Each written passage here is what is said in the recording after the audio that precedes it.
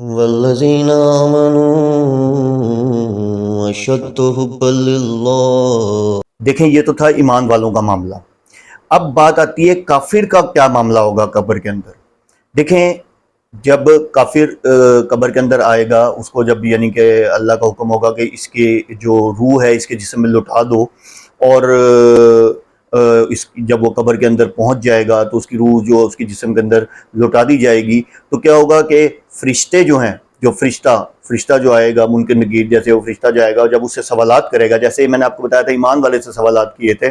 اسی طرح وہ اس سے بھی سوالات کرے گا۔ وہ اس سے پوچھے گا ایک کافر سے کہ ہاں بھئی تمہارا رب کون ہے، ٹھیک ہے؟ تو وہ گھبرایا ہوا ہوگا، اس کو پتہ ہی نہیں، کیونکہ کافر ہے، اس کو پتہ ہی نہیں ہوگا، وہ کہے گا پتہ نہیں، مجھے نہیں پتہ، اور میرا رب کون ہے، یہ وہ اس طرح۔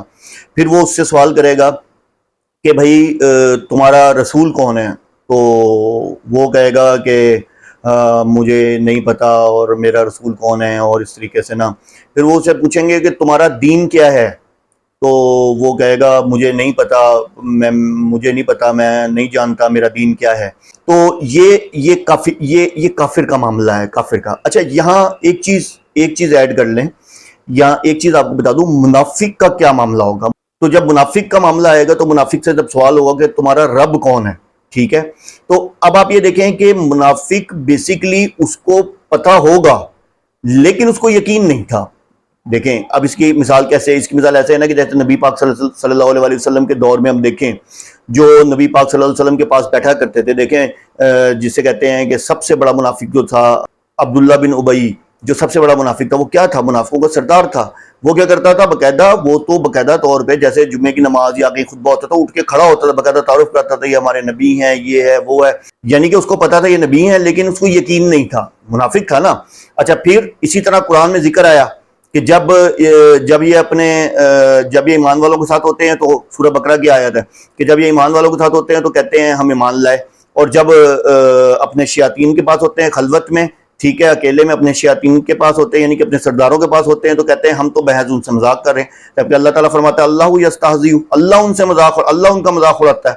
ٹھیک ہے نا۔ تو اسی طرح جب ان سے سوال پوچھا جائے گا، جب اسے پوچھا جائے گا منافق سے کہ بھئی یہ بتاؤ کہ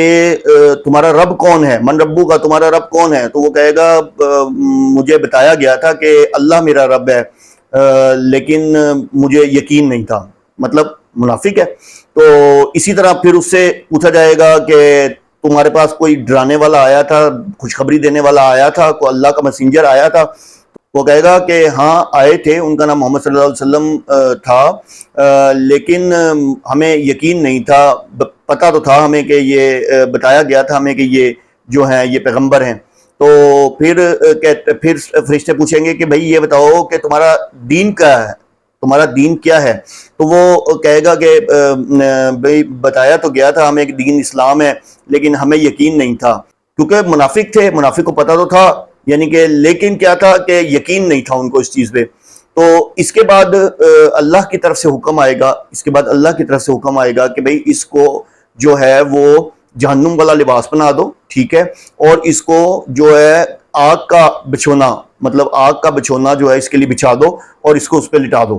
تو اور پھر کیا ہوگا کہ اس پر ایک فرشتہ مامور کر دیا جائے گا جو کہ گونگا اور اندھا ہوگا، ٹھیک ہے، اور اس کے ہاتھ میں لوہے کا اتنا بڑا ہتھوڑا ہوگا کہ وہ جب ہتھوڑا اس کو مارے گا، اس کے سر پہ مارے گا، تو حدیث کی یہ میں بیسیکلی جو آپ کو واقعہ بتا رہا ہوں یہ سارا حدیث سے ہے، نیچے میں ریفرنس بھی دے دوں گا۔ تو وہ اس کو اتنی زور سے ہتھوڑا مارے گا کہ اس کی چیخ کی آواز جو ہوگی نا، تمام حشرات، جانور، ہر چیز سنیں گے سوائے جنوں اور انسانوں کے۔ تو حدیث کے الفاظ ہیں کہ اگر جنوں اور انسانوں میں سے کوئی بھی وہ چیخ کی آواز سن لے تو وہ خوف کی وجہ سے اس ٹائم ہی مر جائے۔ تو آپ یہ دیکھیں منافق کے ساتھ یہ معاملہ ہوگا قبر کے اندر، ٹھیک ہے نا۔ تو ہم نے پہلے پڑھا ایمان والے کے ساتھ کیا معاملہ ہوگا قبر کے اندر، پھر ہم نے پڑھا کافر کے ساتھ، اور اب ہم نے منافق یعنی کافر انکار کرنے والا اور منافق جو ہے وہ بھی ڈیفینیٹلی انکار کرنے والا ہے۔ تو یہ معاملہ قبر کے اندر منافق کے ساتھ ہوگا، ٹھیک ہے نا۔